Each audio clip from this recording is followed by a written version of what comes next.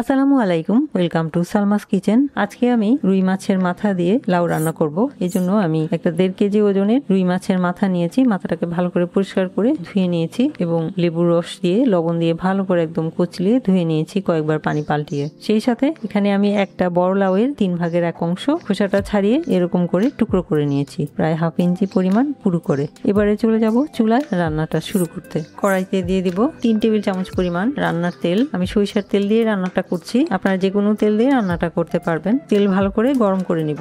তেল গরম হয়ে গেলে দিয়ে দিব 1/3 কাপ পরিমাণ পেঁয়াজ কুচি।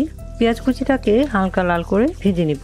পেঁয়াজ কুচি হালকা লাল হয়ে গেলে দিয়ে দিব 1 চা চামচ পরিমাণ আদা এবং রসুন বাটা। সেই সাথে দিয়ে দিব আধা চা চামচ পরিমাণ হলুদের গুঁড়া, 1 চা চামচের 3 ভাগের 1 ভাগ পরিমাণ লাল মরিচের গুঁড়া এবং আধা চা চামচ পরিমাণ ধনিয়ার গুঁড়া। সেই সাথে দিয়ে দিব স্বাদ মতো লবণ। ঝালটা আপনারা নিজেদের স্বাদ অনুযায়ী কমিয়ে অথবা বাড়িয়েও দিতে পারেন। নেড়ে চেড়ে মিলিয়ে নিব।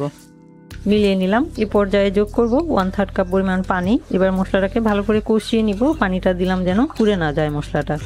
মশলা কষানো হয়ে গেলে দিয়ে দিব মাছের মাথা। নেড়ে চেড়ে মশলার সাথে মিলিয়ে নিব। এবার ঢাকনা দিয়ে মাছটাকে মশলার সাথে কষিয়ে নিব 3 মিনিট। এর মাঝে ঢাকনা খুলে দুবার নেড়ে দিব। ফিরে আসছি 3 মিনিট পর। 3 মিনিট পর ঢাকনা খুলছি। এর মাঝে আমি দুবার ঢাকনা খুলে নেড়ে দিয়েছি। মাছের মাথাটা মশলার সাথে একদম ভালোভাবে কষানো হয়ে গেছে। এখন চাপ দিলে কিন্তু ভেঙে ভেঙে যাবে। আমি মাছটাকে ভাঙতে যাচ্ছি না, আস্তই রাখতে যাচ্ছি, তাই এটাকে আর চাপ দিচ্ছি না। এবার আমি মাছের মাথাটাকে মশলা থেকে আলাদা করে তুলে নিব। অল্প একটু অলরেডি ভেঙে গেছে। মাছের মাথাটা তুলে নিলাম। এবার আমি লাউটা দিয়ে দিব।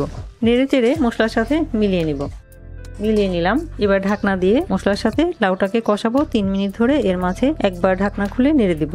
3 মিনিট ধরে মশলার সাথে লাউটাকে কষিয়ে নিলাম। বাইরে থেকে দেখা যাচ্ছে লাউ থেকে পানি বের হয়েছে। ঢাকনা খুলছি।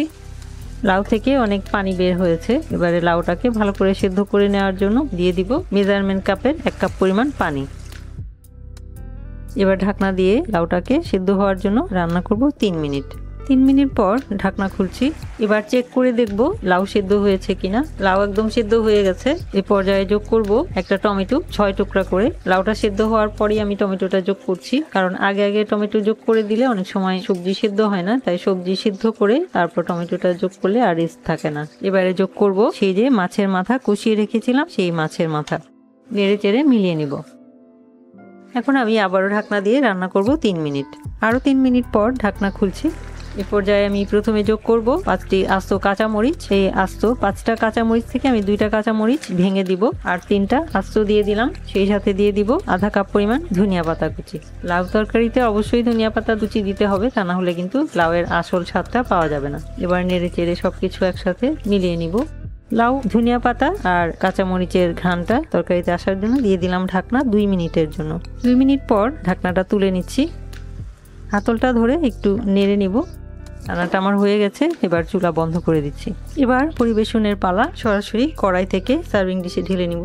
রান্না হয়ে গেল রুই মাছের মাথা দিয়ে খুবই মজার লাউয়ের তরকারি। এভাবে রুই মাছের মাথা দিয়েও কিন্তু লাউ তরকারি রান্না করলে খেতে অনেক অনেক মজা হয়। তো আশা করছি রুই মাছের মাথা দিয়ে লাউ তরকারির এই রেসিপিটা আপনারা রান্না করে খেয়ে দেখবেন। আশা করছি ভালো লাগবে। ভিডিওটি দেখার জন্য এবং এতক্ষণ সাথে থাকার জন্য অসংখ্য ধন্যবাদ। সবাই খুব ভালো থাকবেন। আমার আর আমার পরিবারের জন্য দোয়া করবেন। আল্লাহ হাফেজ।